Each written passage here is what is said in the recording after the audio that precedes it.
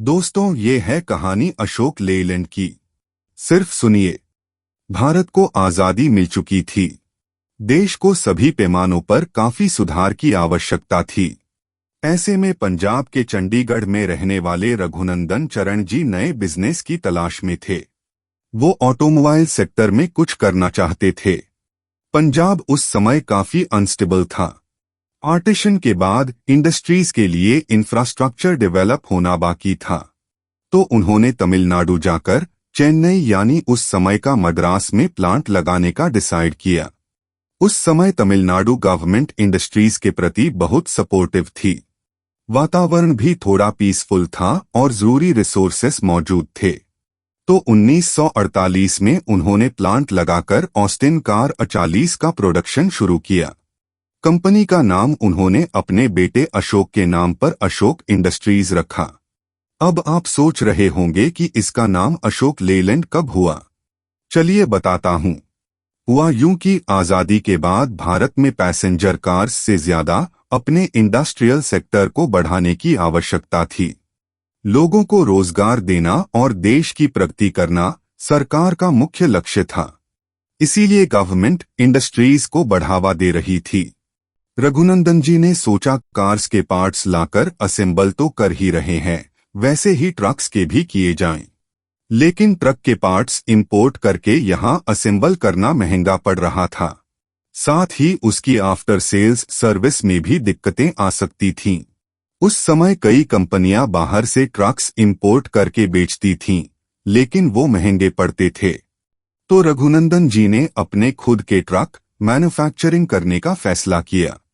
सरकार के इंसेंटिव्स और प्रोत्साहन का इस्तेमाल करते हुए उन्होंने ब्रिटेन की लेलैंड मोटर कंपनी से पार्टनरशिप की और वहीं से कंपनी का नाम हुआ अशोक लेलैंड। ट्रक बनाने के लिए जरूरी टेक्निकल स्किल्स हमारे इंडियन वर्कर्स को सिखाने के लिए ब्रिटेन से लेलैंड के इंजीनियर्स बुलाए गए। जोरों शोरों से काम शुरू हुआ और देखते देखते 1954 में पहला heavy duty comet truck launch किया गया, जो 7.5 टन वजन कैरी कर सकता था। वो हिट साबित हुआ। ये एक कैब ओवर ट्रक था, मतलब जिसमें ड्राइवर केबिन इंजन के ठीक ऊपर होता है। वैसे कैब ओवर और लॉन्ग नोज ट्रक में क्या अंतर होता है, वो हमने टाटा वाले वीडियो में कवर किया है, वो वीडियो भी जरूर देखना। ये ट्रक तो हिट हुआ, लेकिन मार्केट में कंपटीशन बढ़ रहा था। लगभग इसी समय टाटा ने मर्सिडीज बेंज के साथ हाथ मिलाकर TNB नाम से ट्रक बनाने शुरू किए। ऐसा कुछ सालों तक प्रोडक्शन चलता रहा। कंपनी अब अशोक लेलैंड पब्लिक लिमिटेड बन चुकी थी। 252 लोगों के साथ प्रोडक्शन शुरू था। हमारे इंजीनियर्स और वर्कर्स ने लेलैंड के लोगों से काफी नॉलेज गेन की थी और स्किल्स भी सीख ली थी। लेकिन कंपनी को जल्दी समझ में आया कि भारतीय मार्केट और कंडीशंस के हिसाब से ट्रक में कुछ बदलाव करने होंगे। क्योंकि ये ट्रक इंग्लैंड जैसी परिस्थितियों के लिए तो ठीक थे, भारत के रोड्स की हालत काफी खराब थी और कई जगह रोड्स बनना अभी बाकी था। इसलिए सस्पेंशन सेटअप को और मजबूत बनाया गया। तापमान के वेरिएशन झेलने के लिए रेडिएटर को रिडिजाइन किया गया, कूलिंग मैकेनिज्म बढ़ाया गया। देश में हर जगह डीजल की क्वालिटी अलग रहती थी, तो बेहतर डीजल फिल्टर्स बनाए गए। इस तरह ट्रक को पूरी तरह भारतीय कंडीशंस झेलने के लिए सक्षम बनाया गया। इसी ट्रक के चैसिस का इस्तेमाल करके 1963 में कॉमेट बस लाई गई और 1967 में इंडिया की पहली डबल डेकर बस, जिसे टाइटन डबल डेकर कहा गया, लॉन्च की गई।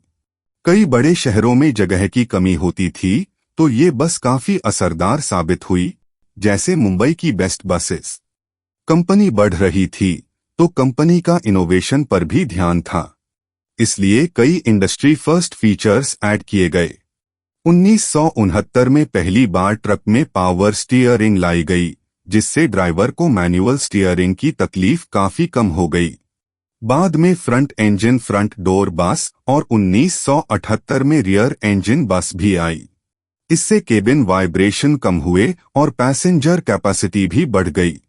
लेकिन 1975 आते आते दुनिया में रिसेशन आ गया। ब्रिटिश लेलैंड कंपनी डूबने लगी, तो उसे संभालने के लिए इंग्लैंड गवर्नमेंट ने अपने कंट्रोल में ले लिया और अशोक लेलैंड के साथ पार्टनरशिप खत्म कर दी। लेकिन तब तक अशोक लेलैंड पूरी तरह सेल्फ सफिशिएंट बन चुकी थी और इंडिपेंडेंटली जोरों शोरों से चल रही थी। कंपनी ने अपने नाम से लेलैंड हटाने के बजाय उसे वैसे ही रखा क्योंकि वो अब लोगों के दिमाग में बस चुका था। हिंदुजा ग्रुप ने फिएट के साथ मिलकर कंपनी में हिस्सेदारी ले ली और कंपनी को आगे बढ़ाया। अब इंडियन मिलिट्री के योगदान पर नजर डालते हैं। सालों से अशोक लेलैंड मिलिट्री के लिए व्हीकल्स और स्पेशल यूटिलिटी ऑटोमोबाइल्स बना रही है। डीआरडीओ और आईआईटी मद्रास के साथ मिलकर कंपनी कई इनोवेशन करती रहती है। मिलिट्री की प्रोडक्ट रेंज देखकर आप हैरान हो जाएंगे। आर्मोर्ड ट्रक्स 4x4 से लेकर high mobility vehicles 6x6, 8x8, 12x12 तक, स्पेशल व्हीकल्स जैसे fire brigade truck, ambulance, water tanker, refuel tanker, recovery vehicles, crane mounted और लॉजिस्टिक्स बसेस फैट 4x4 शामिल है। इनमें से कई हमने लक्ष्य मूवी में भी देखे हैं। भारत के सभी वॉर्स में इन्होंने काफी मदद की है। आज भी ये गाड़ियां हमारे बॉर्डर पर जरूरी चीजें पहुंचाने में जुटी हैं। दोस्तों, वीडियो पसंद आ रहा हो तो लाइक जरूर कीजिएगा। अब बसों की तरफ चलते हैं। यहाँ भी बहुत सारे इनोवेशन किए गए हैं। 1997 में पहली सीएनजी बस इंट्रोड्यूस की गई। 2002 में पहली इलेक्ट्रिक हाइब्रिड बस, 2004 में पहली स्टेपलेस एंट्री बस यानी फुली फ्लैट फ्लोर बस लाई गई। इंडिया में नहीं, लेकिन मिडल ईस्ट जैसे दुबई आदि कंट्रीज में खूब एक्सपोर्ट हुई। 2008 में लो फ्लोर बस और 2012 में सिंगल स्टेप बस लॉन्च की गई। सेफ्टी को ध्यान में रखते हुए 2014 और 2016 में रोलओवर कंप्लायंट बस और सेफेस्ट स्कूल बस लाई गई। 2016 तक जीरो एमिशन इलेक्ट्रिक बस भी लॉन्च हो चुकी थी। 2007 में ही हिंदुजा ग्रुप ने 51% स्टेक हासिल कर कंपनी में बड़ी हिस्सेदारी ले ली और एक के बाद एक नए ट्रक और बस मॉडल्स लॉन्च करती गई। कुछ पॉपुलर बस मॉडल्स है Viking, Cheetah, Sunshine, Lynx, Oyster, T Max, Oyster wide, Garuda 12 metre, Garuda 13.5 metre और हाल ही में 2024 बेंगलुरु एक्सपो में 15 मीटर चैसिस वाली मल्टी एक्सल गरुड़ा बस पेश की गई। आज भी साउथ इंडिया के कई स्टेट ट्रांसपोर्ट में ये बसें चलती है। 9 सीट से लेकर 80 सीट कैपेसिटी तक नॉर्मल, लक्शरी और प्रीमियम लक्शरी बसेस में अशोक लेलैंड का नाम सबसे आगे है। 2018 में कंपनी की 70वीं सालगिरह पर इंडिया पोस्ट ने पोस्ट टिकट बनाकर अशोक लेलैंड के योगदान को ट्रिब्यूट दिया है। Light commercial vehicle (LCV) segment में भी कंपनी ने कई मॉडल्स लॉन्च किए, जैसे दोस्त, बड़ा दोस्त, पार्टनर, साथी 4 टायर एलसीवीज इंट्रोड्यूस करने वाली ये पहली कंपनियों में से एक थी। पहली बार इंडाइजनसली डेवलप्ड एलसीवी प्लेटफॉर्म, जिसे फीनिक्स कहा गया, 2020 में लॉन्च किया गया। साथ ही अन्य व्हीकल्स जैसे कि एम्बुलेंस वान्स, स्टाफ बस, school bus, fire brigade truck भी कंपनी बनाती है, लेकिन इसका मुख्य फोकस ट्रकों पर ही है। 2016 में पहली बार यूरो 6 कंप्लाइंट ट्रक्स बनाए गए।